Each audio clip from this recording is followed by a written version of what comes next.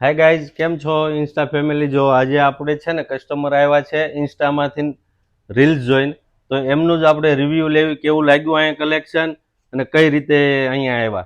બેન, તમે કઈ જગ્યાએથી આવો છો? અમે માસમાંથી આવ્યા છે. આ દીદી?